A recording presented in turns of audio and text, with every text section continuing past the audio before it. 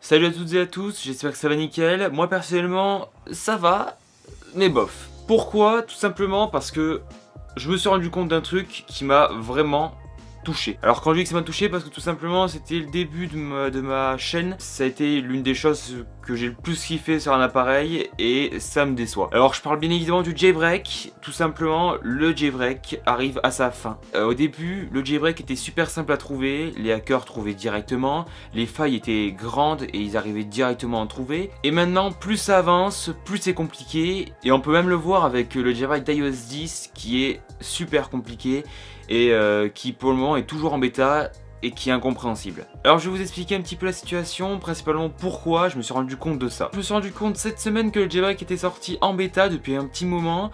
Donc au début il y avait des mises à jour, mais au fur et à mesure il n'y a plus de mises à jour pour vraiment corriger tous les problèmes. Il y a encore pas mal de bugs vu que c'est encore une bêta.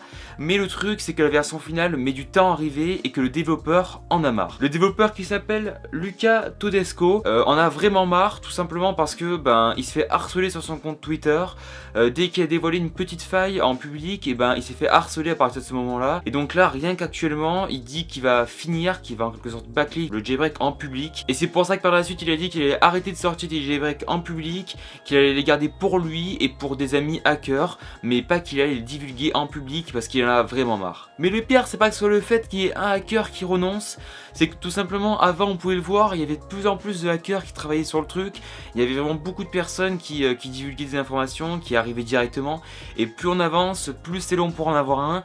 Et plus les hackers partent au fur et à mesure. Et on a moins en moins de chercheurs là-dessus. Alors moi franchement, en ce moment, j'hésite grandement à jailbreaker mon iPhone.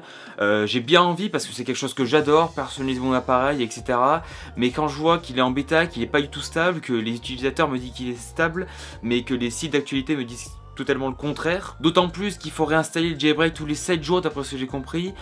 Donc c'est franchement super compliqué et qu'il y a vraiment beaucoup de problèmes. Pourtant j'ai bien toutes les conditions, je me suis arrêté en iOS 10.1 pour justement avoir ce jailbreak dès qu'il sort. En plus Apple très rapidement sort à chaque fois des mises à jour pour combler ses failles. Et certes c'est une bonne chose, c'est un bon point par rapport au piratage, etc. Mais c'est une mauvaise chose pour nous qui voulons personnaliser notre appareil. Après clairement ce que je comprends pas, c'est pourquoi, bordel de merde, Apple n'a pas rajouté dans une mise à jour iOS un store pour personnaliser son appareil. Ça fonctionnerait super bien et tout le monde adorerait ça. Donc ça m'attriste, je pense qu'il y a beaucoup de personnes qui pensent comme moi, qui est un peu dégoûté. Bon, c'est pas non plus quelque chose de super triste, mais ça fait quand même chier de plus avoir de jailbreak sur son appareil. Alors les amis, n'hésitez pas à me corriger dans les commentaires, n'hésitez pas à me dire ce que vous en pensez. Et puis moi je vous dis jusqu'à la prochaine vidéo, portez-vous bien. Ciao tout le monde.